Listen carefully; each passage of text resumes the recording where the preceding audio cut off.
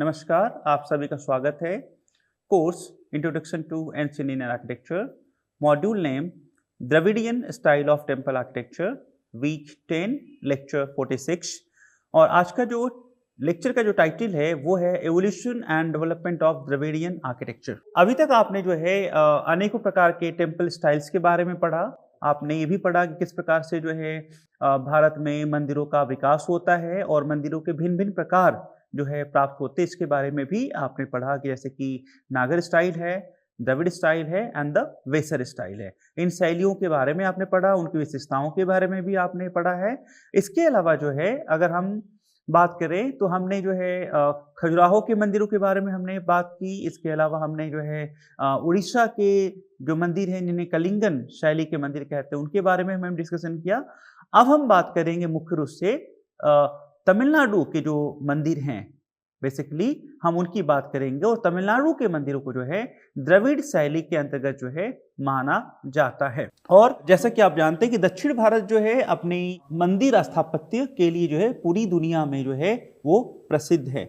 और मुख्य रूप से जो है हमें उसकी जो प्रमुख विशेषताओं की बात करें तो फेमस है अपने पिरामिडल जो है विमानों के लिए, जो शिखर है उसको वहां पर विमान कहा जाता है, तो अपने पिरामिडिकल विमान के लिए फेमस है। इसके अलावा गोपुरम जो है इसकी एक प्रमुख विशेषता के रूप में जो है दिखाई देते हैं। और इन मंदिरों की जो पिलर्स हैं जिसको स्तंभ बोलते हैं, वो हाईली कार्व्ड पिलर जो है, अत्यंत अलंकृत स्तंभों का निर्माण जो है दक्षिण भारत के मंदिरों में या द्रविड़ शैली के मंदिरों में जो है हमें दिखाई देता है। इसके अलावा स्कल्पचर्स की भी प्राप्ति जो है हमें प्रमुख रूप से होती है, द्रविड़ शैली के मंदिरों में होती है। और द्रविड़ शैली के मंदिरों के विकास में अनेकों राजवंशों का हमें योगदान दिखाई देता है। यानी द्रविड़ शैली के जो मंदिर हैं वो किसी एक काल में जो है विकसित नहीं हुए, अनेकों सहस्त्राब्दियों के जो है शिल्पियों के कौशल के परिणाम स्वरूप जो है इन मंदिरों का जो है विकास हमें दिखाई देता है। और अगर हम बात करें कि द्रविड़ शैली के जो मंदिर हैं उनकी ओरिजिन या उत्पत्ति की बात करें तो उसके लिए मुख्य रूप से जो हम श्रेय दे सकते हैं वो पल्लव राजवंश के शासकों को जो है हम श्रेय दे सकते हैं। इस स्टाइल को जो है शैली को विकसित करने में पल्लव शासकों का महत्वपूर्ण योगदान जो है हमें दिखाई देता है। इसके बाद हमें दिखाई देता है कि किस प्रकार से चोलों ने इस परंपरा को आगे बढ़ाया। और इसके बाद जो है हमें दिखाई देता है कि पांड्य हैं, विजयनगर हैं, जो नायक राजवंश है, इनके द्वारा भी जो इस परंपरा को आगे बढ़ाते हुए दिखाई देते हैं।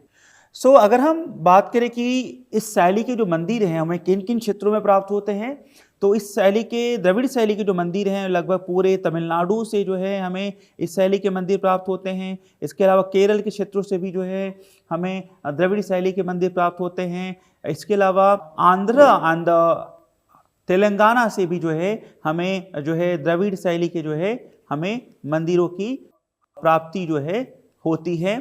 और कर्नाटका के कुछ हिस्सों से भी जो है हमें इस शैली के मंदिर जो है प्राप्त होते हैं। तो इस प्रकार से दक्षिण भारत के विस्तृत क्षेत्र में जो है हमें इस शैली के जो है मंदिर हमें प्राप्त होते हैं। इसके अलावा जो है द्रविड़ शैली का हमें प्रभाव जो है श्रीलंका के कुछ मंदिरों पर भी दिखाई देता है। जो साउथ ईस्ट एशियन जो नेशन है, जो कि भारत के जो है दक्षिण पूर्व में जो स्थित देश हैं, वहां के मंदिरों पर भी जो है हमें द्रविड़ शैली का प्रभाव जो है स्पष्ट रूप से जो है परिलक्षित होता है। हम बात करेंगे कि chronological development of Dravidian architecture की बात करें तो द्रविड़ आर्किटेक्चर के कई सारे चरण हमें दिखाई देते हैं। उसकी उत्पत्ति और विकास के कई चरणों को जो है माना गया है। जैसे पहला चरण है वो पल्लव शैली के रूप में जो है फेमस है, जिसमें लगभग 600 से लेकर 900 ईस्वी के बीच जो है हमें दिखाई देता है कि इन मंदिरों का उत्पत्ति हुई और विकास हमें दिखाई देता है।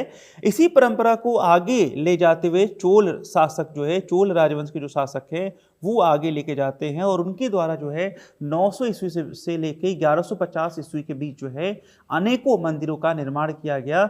और उन्होंने भी पल्लव शैली को ही अपनाया और उसे और परिष्कृत किया, ये हमें दिखाई देता है। और कुछ नए एलिमेंट जो है हमें जुड़ते हुए दिखाई देते हैं। इसके बाद चोलों के बाद इस परंपरा को पांड्य शासकों ने, पांड्य राजवंश के शासकों ने जो है इस परंपरा को आगे लेके गए और उन्होंने भी दक्षिण भारत में जो है अनेकों मंदिरों का निर्माण किया और इनका जो कालक्रम माना जाता है लगभग 1100 से लेकर 1350 ईस्वी के बीच जो है इनके द्वारा द्रविड़ शैली के मंदिरों को और परिष्कृत करने के लिए जो है कार्य किए गए। इसी परंपरा को आगे ले जाते हुए हमें दिखाई देते हैं विजयनगर जो साम्राज्य है वो विजयनगर शैली के रूप में जाना जाता है। उन्होंने भी जो है 1350 से लेकर 1565 ईस्वी के बीच जो है इनके द्वारा जो है अनेकों प्रकार के जो है मंदिरों का निर्माण किया गया और शैली को और भी परिष्कृत किया गया। और इसका जो चरम उत्कर्ष समय द्रविड़ आर्किटेक्चर का अगर हम बात करें जो दिखाई देता है वो हमें मदुरा शैली के नाम से हमें फेमस है पूरी दुनिया में, और समटाइम्स उसको नायक स्टाइल भी कहते हैं, नायक शैली भी कहते हैं।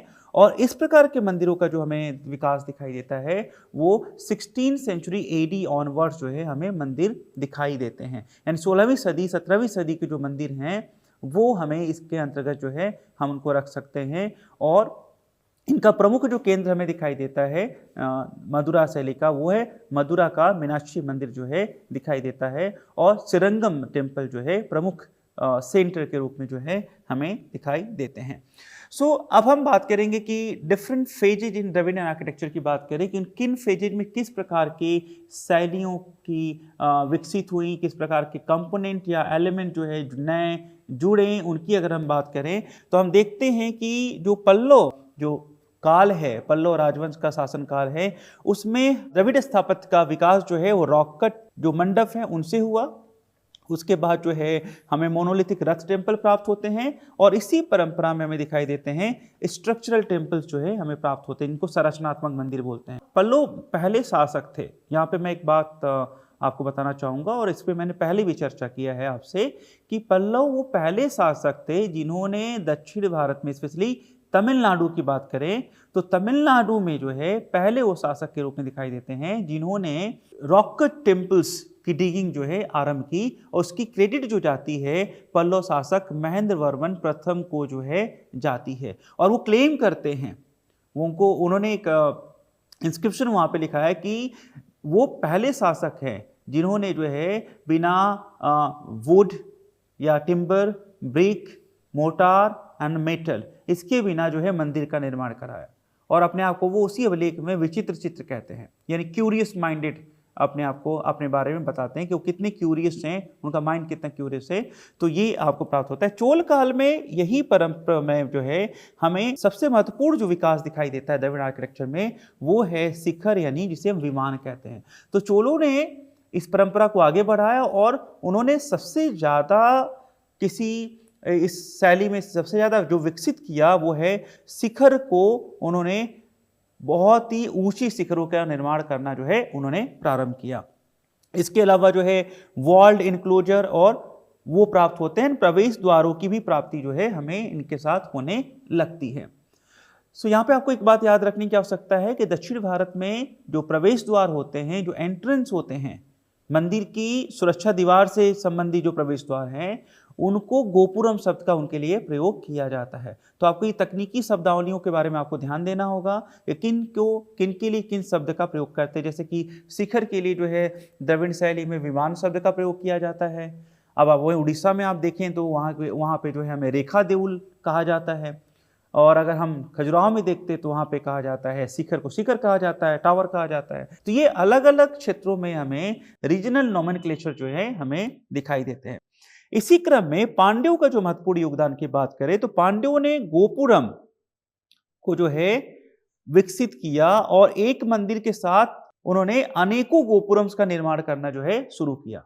तो अलग अलग कालों में अलग अलग कंपोनेंट हमें विकसित होते हुए दिखाई देते हैं। इसके अलावा जो है उन्होंने हाई वॉल्स इनक्लोजर जो है उनका निर्माण करना शुरू किया उन्होंने। और इसके पीछे जो मुख्य जो हमें कारण समझ में आता है, जो फॉरेन इन्वेजन हो रहे थे, विदेशी आक्रमण हो रहे थे, या जो सेंट्रल एशिया से आए जो मुस्लिम आक्रमणकारी थे, उनके आक्रमण से बचने के लिए मंदिरों के दीवारों को और ऊंचा जो है किया जाने लगा। इसके अगले क्रम में हमें दिखाई देता है जो विजयनगर का जो एडिशन की बात करें तो विजयनगर के शासनकाल में हमें मंडपों में विकास दिखाई देता है। इसके अलावा हमें सेकेंडरी हॉल यानी एक और हॉल जोड़ने लगा, इसकी पुष्टि होती है। एंड गोपुरम में भी जो है कुछ नई तकनीकी प्रयोग नवाचार जो है हमें दिखाई देते हैं। एंड नायक शैली के अंतर्गत या मधुरा शैली के अंतर्गत जो है हम देखते हैं कि टेम्पल जो है एक सिटी के रूप में जो है कन्वर्ट होते हुए दिखाई देते हैं। यानी मंदिर अब मंदिर नहीं हो जाते, मंदिर पूरे के पूरे नगर के रूप में हमें दिखाई देते हैं, जहाँ पर सैकड़ों या हजारों की तादाद में लोग जो है रहते थे और एक सेलिब्रेशन सेंटर के रूप में जो है मंदिर जो है हमें दिखाई देते हैं। और इसके अलावा जो है गोपुरम में भी जो है हमें थोड़े बहुत परिवर्तन दिखाई देते हैं। अब हम बात करेंगे द्रविडियन आर्किटेक्चर में पल्लवों की बात करेंगे। तो पल्लवों के बारे में आप जानते हैं कि लगभग 600 से लेके 900 ईस्वी के बीच जो है पल्लव शासकों के द्वारा जो है द्रविड़ शैली को परिष्कृत किया गया था। और इसका जो आरंभ की बात करें कि पल्लव शैली का आरंभ कहाँ से होता है, तो मंडगपट्टू वो प्रथम क्षेत्र दिखाई देता है, स्थल दिखाई देता है, जहां पर जो है पल्लव शासक महेंद्र वर्मन के द्वारा जो है क्लेम किया अपने बारे में कि वो विचित्र चित्र हैं, यानी क्यूरियस माइंडेड हैं। एंड इसके बाद हमें दिखाई देता अगला जो हमें दिखाई देता है महत्वपूर्ण पल्लव आर्किटेक्चर परिवर्तन जो दिखाई देता है, उसका केंद्र जो है महाबलीपुरम जो है उसका एक केंद्र बनता है। और इसके निर्माण में महाबलीपुरम को डेवलप करने में सबसे महत्वपूर्ण जो हमें भूमिका दिखाई देती है वो पल्लव शासक नरसिंह वर्मन की हमें दिखाई देती है, जो कि महेंद्र वर्मन के पुत्र थे। और उन्होंने जो है इस शैली को और विकसित करने में महत्वपूर्ण भूमिका अदा की। और महाबलीपुरम का पूरा जो क्षेत्र है ये यूनेस्को वर्ल्ड हेरिटेज के अंतर्गत आता है। और यहाँ पर आप देखेंगे कि हमें अनेकों प्रकार की शैलियां दिखाई देती है मंदिर निर्माण के, जैसे कि आपको मंडप प्राप्त होंगे जो कि रॉक कट मंडप कहते हैं, उनकी प्राप्ति होती है। इसके अलावा मोनोलिथिक रथ टेम्पल्स की प्राप्ति होती है। इसके अलावा हमें स्ट्रक्चरल टेम्पल्स की प्राप्ति होती है। इसके अलावा हमें जो है जिसको बोलते हैं बास रिलीफ की प्राप्ति होती है, यानी चट्टानों की दीवारों पर जो है अनेकों प्रकार के अलंकरण जो है हमें प्राप्त होते हैं। एक महत्वपूर्ण योगदान जो है हमें इनका नरसिंह वर्मन का जो है हमें दिखाई देता है। और सभी रथों में सबसे महत्वपूर्ण जो रथ माना जाता है वो है रथ टेम्पल जो है धर्मराज रथ जो है सबसे प्रमुख जो है माना जाता है। अब जैसा कि आप जानते हैं पल्लव आर्किटेक्चर को पल्लव जो स्थापत्य की शैली है उसे 2 चरणों में विभाजित कर सकते हैं, first phase and the second phase. And first phase को भी कंस्ट्रक्शन के आधार पर हम 2 चरणों में उप चरणों में विभाजित कर सकते हैं। वो है महेंद्र ग्रुप के नाम से जाना जाता है और दूसरा है मामल्ल ग्रुप के नाम से जाना जाता है। महेंद्र ग्रुप का जो है विकास में महत्वपूर्ण शासक जो है वो महेंद्र वर्मन रहे, जिन्होंने जो है रॉक कट मंडप जो है उन्होंने बनवाए थे, वो हमें दिखाई देते हैं। एंड मामल्ल ग्रुप के डेवलपमेंट में मुख्य शासक जो दिखाई देते हैं वो है नरसिंह वर्मन हमें जो है दिखाई देते हैं। प्रथम नरसिंह वर्मन प्रथम जो है दिखाई देते हैं, जिन्होंने लगभग 640 से 690 ईस्वी के बीच अनेकों प्रकार के जो है शैलियों में चीजें को मतलब स्थापत्यों का निर्माण किया, जिसमें प्रमुख है मोनोलिथिक रथ टेम्पल। इसके अलावा अगर हम बात करें तो प्रथम फेज के अंतर्गत मुख्य रूप से जितने भी आर्किटेक्चर निर्मित हुए वो कंप्लीटली रॉक कट आर्किटेक्चर थे, चाहे रॉक कट मंडप थे चाहे वो आपके रथ टेम्पल हो। और सेकेंड फेज के अंतर्गत हमें जो है दिखाई देते हैं, इसमें भी 2 सब डिवीजन दिखाई देते हैं, 2 विभाजन जो है दिखाई देते हैं। पहला जो जाना जाता है वो राजसिंह ग्रुप के नाम से जाना जाता है और दूसरा जो है नंदी वर्मन ग्रुप के नाम से जो है जाना जाता है। और इसके अंतर्गत हम देखते हैं कि मुख्य रूप से जो है स्ट्रक्चरल टेम्पल्स यानी संरचनात्मक मंदिरों के जो है निर्माण किए गए। तो इसमें भी निर्माण शैलीगत विशेषताओं के आधार पर हम देखते हैं कि राजसिंह और नंदी वर्मन के शासनकाल में भिन्न भिन्न प्रकार के मंदिरों का निर्माण हुआ, वो हमें दिखाई देता है। अगर हम मंडपों की बात करें तो मंडप जो है वो एक्सकवेशन किए जाते थे, उनका पहाड़ों में जो है चट्टानों में उनकी डिगिंग की जाती थी, उनमें ओपन पवेलियन होते थे। एंड इसके अलावा जो है हमें कॉलम यानी कि पिलर्स या स्तंभों की प्राप्ति होती है। पिलर एंड पिलास्टर जो है वो हमें जो है मंडपों के साथ जो है प्राप्त होते हैं। रथों की बात करें तो रथ जो होते हैं वो मोनोलिथिक होते हैं, यानी एकास्मक पत्थरों पे निर्मित किया जाता है, एक ही प्रतिष्ठान में पूरी की पूरी संरचना को निर्मित किया जाता था। इसके अलावा जो है इनको टेम्पल चैरियट के नाम पे श्राइन चैरियट भी कहा जाता है। और अगर बात करें तो जो कॉलम है वो हॉल के वो सिंपल दिखाई देते हैं और बाद में जो है इन्हीं के आधार पर जो है कह सकते हैं कि संरचनात्मक या स्ट्रक्चरल टेम्पल्स का निर्माण हुआ। तो हम इनको प्रोटोटाइप भी कह सकते हैं। स्ट्रक्चरल टेम्पल्स का हम इसे क्या कह सकते हैं, प्रोटोटाइप भी हम इसे कह सकते हैं। हमने महाबलीपुरम के मंदिरों की बात की कि लगभग 10 मंडप हमें प्राप्त होते हैं। इसके अलावा जो है जो पिलर्स हैं उनमें भी हमें डेवलपमेंट दिखाई देते हैं। इसके अलावा जो है जो स्कल्पचर्स में भी हमें जो है ग्रेजुअली जो है डेवलपमेंट दिखाई देता है।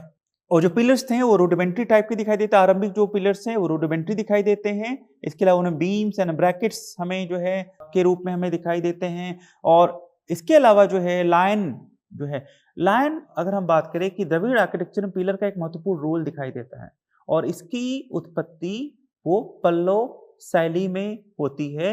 और पल्लव शैली में ही पहली बार जो पिलर्स हैं जो कि पहले प्लेन होते थे उनमें लायन इंट्रोड्यूस होता है, यानी मतलब सिंगों का निर्माण जो है लोअर पैनल पर किया जाने लगा।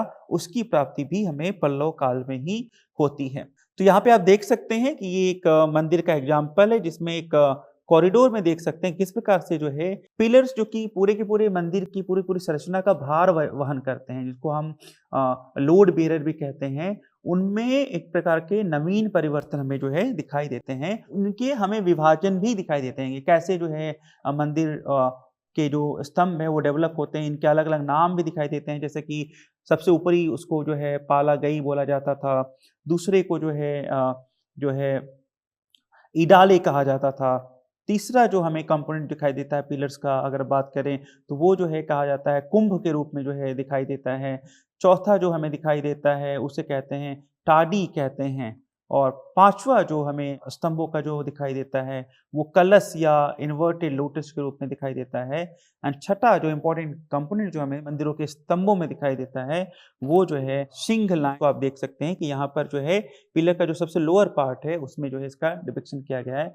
एंड किस प्रकार से एक लोड बेयरर पिलर में एक तरीके से आर्टिस्टिक जो है एक एक्सप्रेशन कैसे कर सकते हैं उसकी सबसे स्ट्रॉन्ग एविडेंस जो है द्रविड़ आर्किटेक्चर में हमें दिखाई देता है। इसके अलावा जो ब्रैकेट्स हैं उसमें भी हमें ग्रेजुअल डेवलपमेंट दिखाई देता है। अलग अलग कालों में हम देखें तो जो पल्लव हैं वहां पे देख सकते हैं कि ब्रैकेट्स किस प्रकार से एकदम सिंपल जो है निर्मित किए गए हैं। आप ये देख सकते हैं कि वो सिंपल हैं।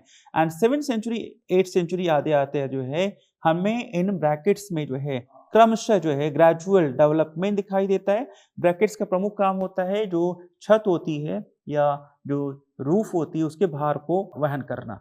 तो ग्रेजुअल डेवलपमेंट हमें 7th सेंचुरी में थोड़ा सा चेंजिंग दिखाई देता है। 8th सेंचुरी आते आते हमें इसमें भी और विकास दिखाई देता है। हम चोलों के काल में आते हैं तो उनके डिजाइन में जो है हमें एकदम पूरी तरीके से परिवर्तन जो है दिखाई देता है। एंड इसमें आप देख सकते हैं कि चोलों काल में 2 प्रकार की हमें ब्रैकेट्स दिखाई देते हैं। एंड इसी क्रम में हम देखते हैं कि पांड्यों के काल में जो है इसमें कुछ नए कंपोनेंट कुछ नए प्रयोग जो है हमें दिखाई देते हैं। एंड अगेन अगर हम विजयनगर की बात करें, विजयनगर साम्राज्य की बात करें तो यहाँ तक आते आते जो है जो ब्रैकेट्स हैं उनमें भी हमें परिवर्तन दिखाई देता है, नवाचार दिखाई देता है और इनका जो स्वरूप है वो ज्यादा और आर्टिस्टिक हो जाते हैं।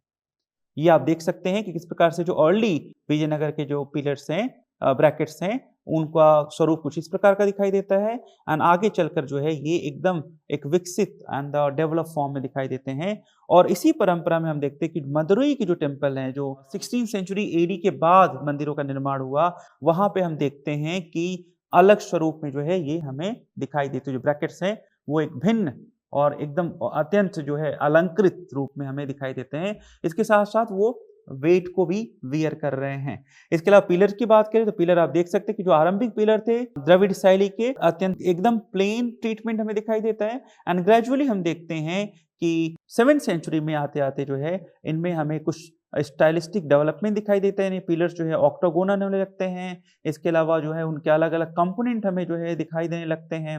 अगेन इसी क्रम में हम देखते हैं कि जो है किस प्रकार से ब्रैकेट्स के साथ एक नया कंपोनेंट जुड़ता है वो है लायन। एंड अगेन जो है शुरुआती दौर में लायन वो सीटेड फॉर्म में है दिखाई दे रहा होगा आपको। एंड आगे क्रम में हम आते थे देखते हैं कि लायन जो है वो स्टैंडिंग फॉर्म में जो है हमें दिखाई देता है। तो ग्रेजुअल डेवलपमेंट आप देख सकते हैं। एंड द अपर पार्ट जो है पिलर्स का वहां भी जो है हमें डेवलपमेंट आप यहाँ पर देख सकते हैं किस प्रकार से। इसी क्रम में हम देखेंगे कि जो रथ टेम्पल है जिनका निर्माण जो है नरसिंह वर्मन के द्वारा किया गया वो छोटे एक तरीके से हम प्रोटोटाइप टेम्पल्स कह सकते हैं।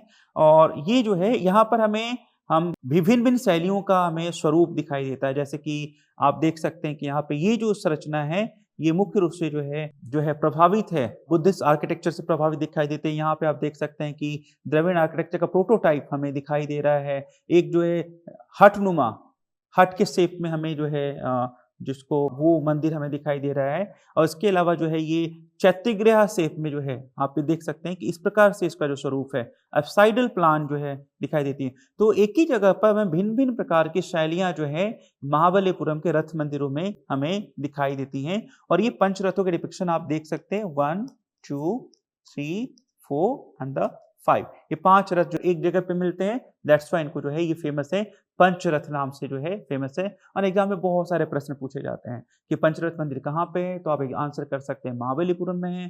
पंचरथ का निर्माण किस शासक ने कराया, तो आप कह सकते हैं कि नरसिंह वर्मन ने कराया। इसके अलावा अगर आप पूछे कि किस राजवंश के शासनकाल में बने, तो आप बोल सकते हैं कि पल्लवों के शासनकाल में बने। एंड महाबलीपुरम एक ट्रेड सेंटर था, एक पोर्ट सिटी के रूप में दिखाई दे रहा है। तो यहाँ पे जितने भी स्थापत्य दिखाई देते हैं वो अत्यंत सुंदर आर्किटेक्चर का निर्माण जो है हमें दिखाई देता है। सेकेंड फेज की बात करें, सेकेंड फेज जो है वो स्ट्रक्चरल फेज के नाम से जो है जाना जाता है, जिसमें हमने चर्चा की कि 2 उपवर्ग दिखाई देते हैं, राजसिंह शैली और नंदी वर्मन शैली दिखाई देती है। और यहाँ पे एग्जाम्पल आप जो देख रहे हैं, ये एग्जाम्पल है आपका सोर टेम्पल का प्लान है, जिसमें मुख्य रूप से जो है हमें 2 श्राइन जो है वो शिव को समर्पित है, और जो 1 श्राइन है वो विष्णु को समर्पित है। तो मुख्य रूप से हमें यहाँ पे जो है 3 गर्भगृह जो है हमें इस मंदिर के साथ प्राप्त होते हैं, और पूरा का पूरा जो मंदिर है वो सुरक्षा दीवार से जो है आपको घिरा हुआ जो है दिखाई देगा।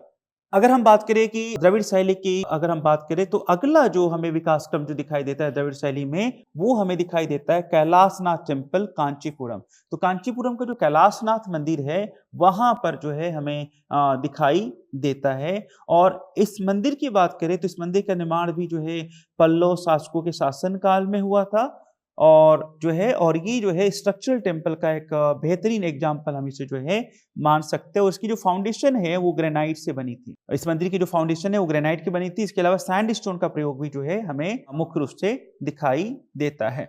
इसके अलावा जो है जो गर्भगृह है उसके ऊपर हमें पिरामिडल विमान दिखाई देता है, और जो जगमोहन है जिसे मेन हॉल कहते हैं या मंडप कहते हैं, उसकी प्राप्ति जो है होती है। तो यहाँ पर एक एग्जाम्पल आप देख सकते हैं कि ये जो मंदिर है ये कैलाशनाथ टेम्पल ऑफ कांचीपुरम का जो है फेमस मंदिर है, जिसमें आप देख सकते हैं कि जो शिखर है वो एक विकसित रूप में हमें दिखाई देते हैं, और पिरामिडल शिखर जो है हमें दिखाई देता है, जिसके ऊपर आपको स्तूपी जो है वो मिल रही है। तो ये जो हिस्सा है वो स्तूपी जो है कहलाता है। इसके लिए जो मंदिर की जो बाहरी दीवारों में आप स्कल्पचर्स को देख सकते हैं, स्टैंडिंग पोज में जो पिलर के साथ आप लायन हैं वो जो है इवॉल्व होते हुए आपको यहाँ पे क्लियरली जो है दिखाई देते हैं। और इसके अलावा जो है पूरा का पूरा मंदिर के चारों तरफ आपको कॉरिडोर मिलेगा, पिलर्ड कॉरिडोर जो है प्राप्त होते, जो कि आपको बैकग्राउंड में यहाँ पर दिखाई दे रहे होंगे। अगला जो हमें क्रम दिखाई देता है द्रविड़ आर्किटेक्चर में, वो चोलों के शासनकाल में हुआ। और चोलों ने जो है, जैसा कि हम बताते हैं कि चोलों ने पल्लवों के क्षेत्र पर ही शासन किया, तो सिर्फ शासक बदलते हैं, राजवंश बदलते हैं, पर मंदिर निर्माण की जो शैली थी वही पुरानी शैली को ही जो है, परंपरागत शैली को ही चोलों ने ही अडॉप्ट किया, पर उसमें कुछ आमूल-चूल परिवर्तन जो है उनके द्वारा किए जाते हैं। अब वो कौन से परिवर्तन है जो कि हमें दिखाई देते हैं, तो अगर हम बात करें, सबसे महत्वपूर्ण जो है हमें मंदिर जो दिखाई देता है वो राजराज प्रथम के द्वारा बनवाया गया था, वो है बृहदेश्वर टेम्पल ऑफ तंजौर के नाम से जो है जाना जाता है। इसके अलावा हम बात करें कि चोलों का जो शासन था वो लगभग संपूर्ण दक्षिण भारत में हमें इनका प्रभाव दिखाई देता है, श्रीलंका में दिखाई देता है, हम संपूर्ण साउथ ईस्ट एशिया में जो है हमें इनका राजनीतिक प्रभाव दिखाई देता है, और आर्थिक रूप से ये सबसे धनी राजवंशों के रूप के लिस्ट में जो है धनी राजवंशों में से एक जो है माना जाता है।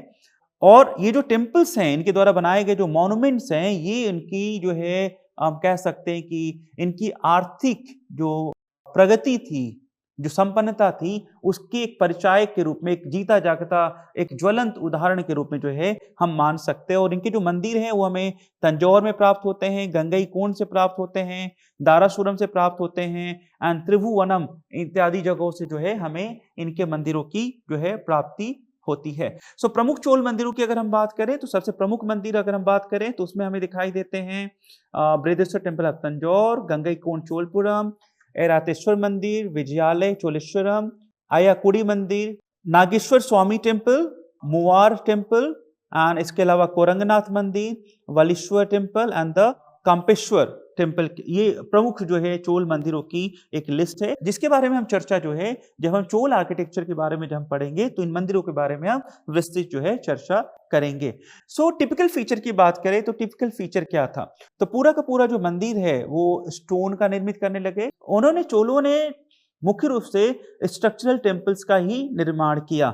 इसके अलावा अगर हम बात करें आरंभिक मंदिरों की बात करें तो आरंभिक जो मंदिर हमें दिखाई देते हैं पुडुकोट्टई एंड द विजयालय, ये फेमस आरंभिक मंदिरों के रूप में जो है हमें दिखाई देते हैं, जिनमें हमें दिखाई देता है किस प्रकार से जो है अर्ली जो फॉर्म्स हैं द्रविड़ आर्किटेक्चर के वो जो है हमें इन मंदिरों में प्राप्त होते हैं। इसके अलावा जो है ग्रेनाइट का ह्यूज हम कह सकते हैं कि मात्रा में जो है प्रयोग हमें जो है चोल आर्किटेक्चर में दिखाई देता है, और वो ग्रेनाइट जो है वेल ड्रेस्ड होते थे, यानी उनको प्रॉपर तरीके से एक शेप दिया जाता था, अनड्रेस्ड नहीं थे, वो वेल ड्रेस्ड ग्रेनाइट का प्रयोग जो है हमें दिखाई देता है। इसके अलावा सबसे प्रमुख विशेषता जो हमें दिखाई देती है वो है विमान।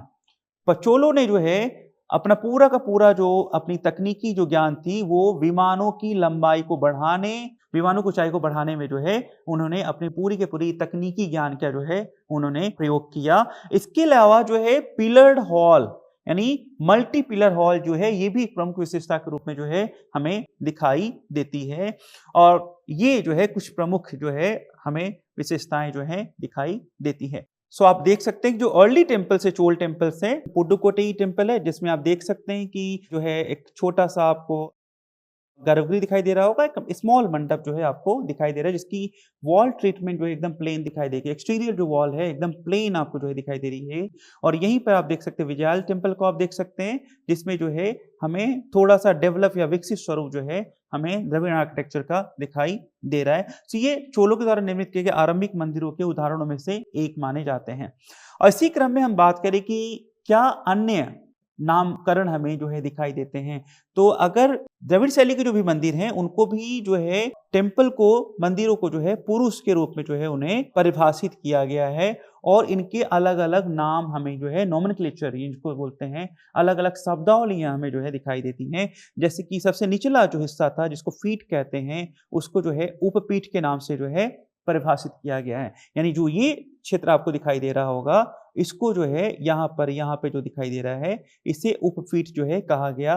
एंड जो ये क्षेत्र है पुरुष का उसे जो है अधिष्ठान या नी का जो क्षेत्र है पुरुष का उसे द्रविड़ आर्किटेक्चर में अधिष्ठान शब्द का जो है प्रयोग किया गया है।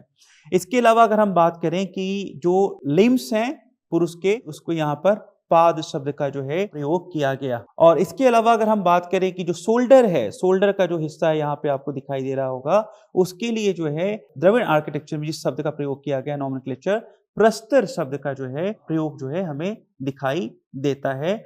और जो नेक है यहाँ का जो क्षेत्र आपको दिखाई दे रहा होगा उसके लिए जो है कंथम शब्द का जो है प्रयोग दिखाई देता है।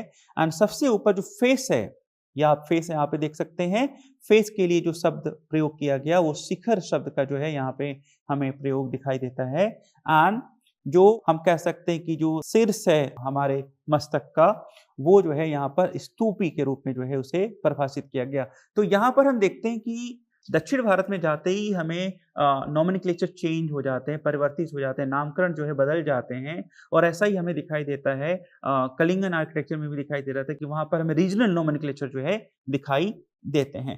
तो इस प्रकार से हम देखते हैं कि द्रविड़ शैली में भी जो है एक मंदिर की परिकल्पना पुरुष के शरीर के साथ जो है की गई है, और इसी प्रकार से हमें नाम जो है बॉटम टू टॉप जो है हमें नोमेनक्लेचर या नामकरण जो है दिखाई देते हैं।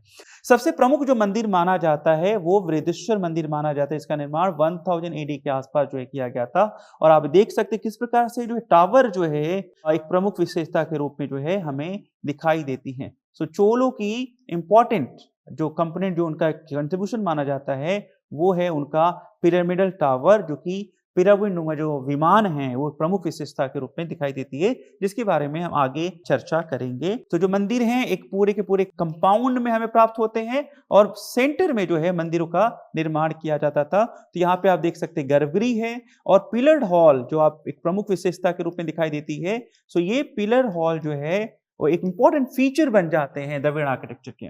तो चोलों के महत्वपूर्ण विकास जो दिखाई देता है वो है टावर एंड पिलर्ड हॉल, जो है एक प्रमुख विशेषता के रूप में जो है हमें दिखाई देते हैं। तो ये जो है एक इंपॉर्टेंट फीचर है। इसके अलावा चारों तरफ आपको पिलर्ड कॉरिडोर भी दिखाई देंगे जिसमें हंड्रेड्स ऑफ नंबर पिलर्स होते थे और एक प्रवेश द्वार जो है होता था। इस प्रकार की चीजें हमें दिखाई देती हैं। और यहाँ पे आप एलिवेशन को देख सकते हैं कि मंदिर का एलिवेशन किस प्रकार से जो बढ़ रहा है, इसको आप देख सकते हैं कि किस प्रकार से जो है। और ये पूरा का पूरा जो मंदिर है वो ग्रेनाइट से बना हुआ है, जो बृहदेश्वर मंदिर है। इसी क्रम में हम देखते हैं कि पांड्य आर्किटेक्चर हमें दिखाई देता है और पांड्यों के शासन काल में क्या परिवर्तन हुए ये महत्वपूर्ण है। पांड्यों ने चोलों को अपदस्थ किया था। राजनीतिक रूप से बात करें तो चोलों के बाद इस क्षेत्र में जो प्रमुख शक्ति हमें दिखाई देती है वो पांड्य हैं। और पांड्यों ने जो है उसी शैली को अपनाया जिसको चोलों ने आगे बढ़ाया था। तो द्रविड़ स्टाइल में चोल शैली को ही पांड्य स्वीकार करते हैं और उनके द्वारा कुछ आमूलचूल परिवर्तन जो है किए जाते हैं। वो परिवर्तन क्या किए गए उनके द्वारा, तो उन्होंने जो एक नया कंपोनेंट जोड़ा। यहाँ पे आप देख सकते हैं उन्होंने जो है मुख्य रूप से जो है गोपुरम, जो कि चोलों ने जो है एक शिखर में, टावर में एक चरम उत्कर्ष को लेके चले गए। उससे ऊंचे शिखर आप नहीं बना सकते। तो उन्होंने क्या किया कि उन्होंने जो प्रवेश द्वार हैं, गोपुरम हैं, वो मल्टी स्टोरी जो है गोपुरम जो है उनके द्वारा बनवाए जाने लगे। सो ये जो है गोपुरम का एग्जाम्पल है जिसको देख सकते हैं। तो गोपुरम जो है, ये जो एंट्रेंस है उसको क्या कहते हैं, गोपुरम कहते हैं। वो जो है एक महत्वपूर्ण विशेषता के रूप में दिखाई देती है पांड्य आर्किटेक्चर की। एंड पांड्यों ने सिर्फ एक गोपुरम नहीं बनाया, उन्होंने एक मंदिर में कई सारे गोपुरम जो है बनाने लगे, मल्टी स्टोरी। सो अगर मान लीजिए कि ये मंदिर का कंपाउंड है तो उनके द्वारा यहां बनाए गए, यहां और इसके अलावा फिर से जो है अनेकों प्रकार के जो है उनके द्वारा गोपुरम जो है निर्मित किए जाने लगे। तो इस प्रकार से गोपुरम की संख्या बढ़ने लगती है। पांड्य शासन काल में हमें जो है गोपुरम की संख्या बढ़ती है और ऊंचे, और वो गोपुरम जो है शिखर से यानी विमान से भी ऊंचे जो है निर्मित होने लगते हैं। तो ये एक प्रमुख विशेषता के रूप में हमें दिखाई देती है। इसके अलावा जो है जो वॉल डेकोरेशन है उसमें जो है हमें वृद्धि दिखाई देती है। बहुत सारे मूर्तियों का निर्माण जो है होने लगा।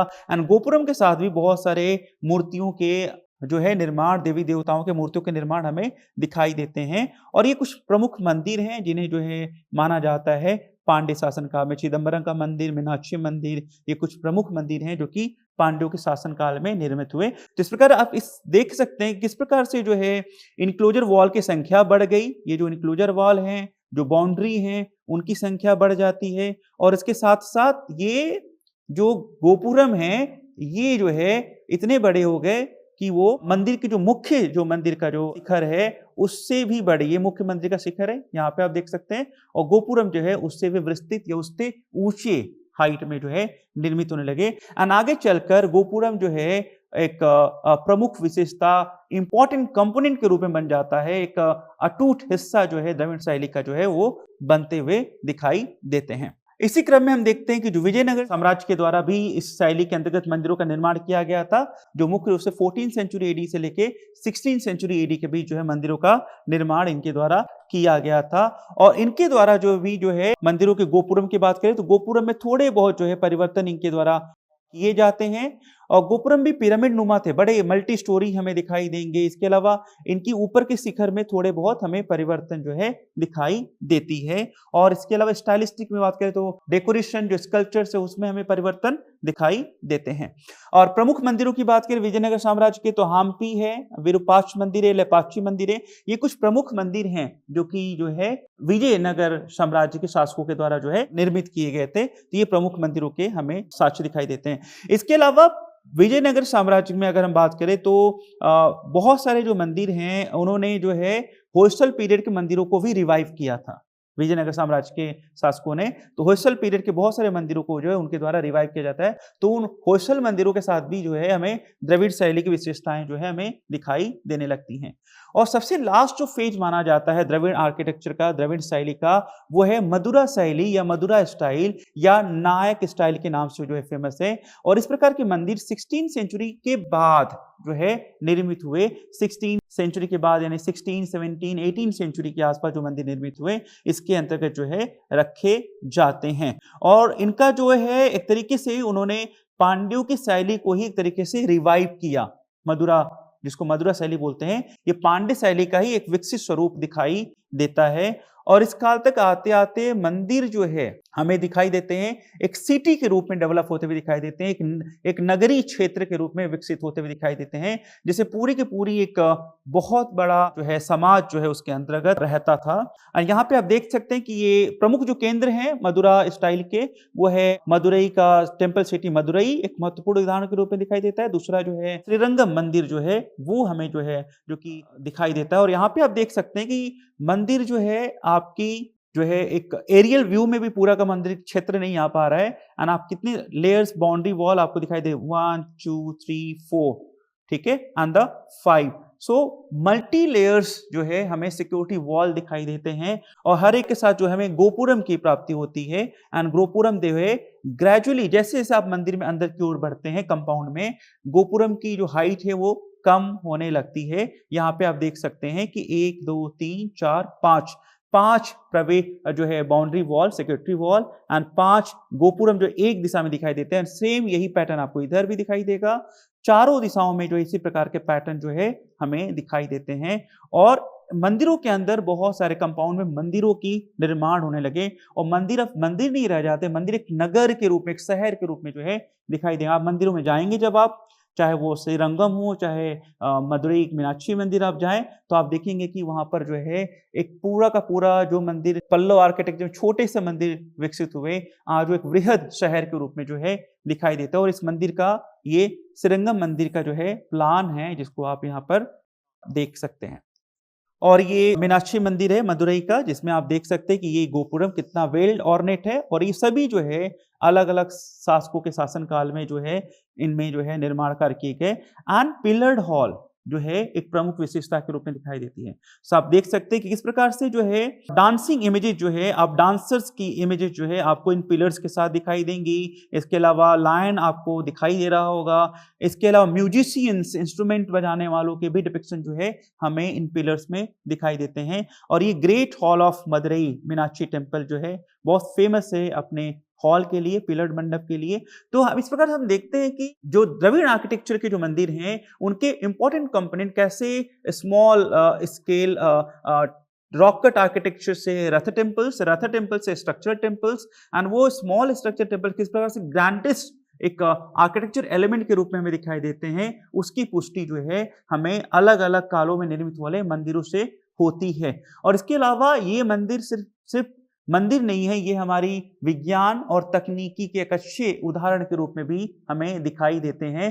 किस प्रकार से हमारे प्राचीन शिल्पियों ने, स्थापत्यकारों ने जो है ग्रेनाइट जैसे हार्डेस्ट स्टोन को जो है काटकर इन मंदिरों का निर्माण किया होगा और किस प्रकार से वो मंदिरों के शिखरों पर स्तूपी को पहुंचाते होंगे।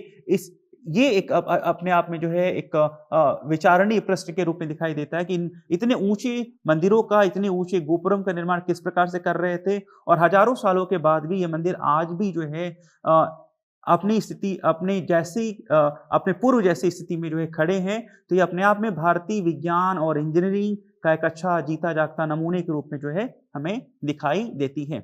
इसके अलावा अगली क्लास में हम मुख्य रूप से डिस्कस करेंगे पल्लव टेम्पल आर्किटेक्चर की बात करेंगे और उसमें हम मुख्य रूप से डिस्कशन करेंगे कि कैसे जो है पल्लव के शासन काल में वो कौन कौन से मंदिर है जहां पे विकास क्रम दिखाई देता है, हम उनके बारे में डिस्कशन करेंगे। थैंक यू वेरी मच, धन्यवाद।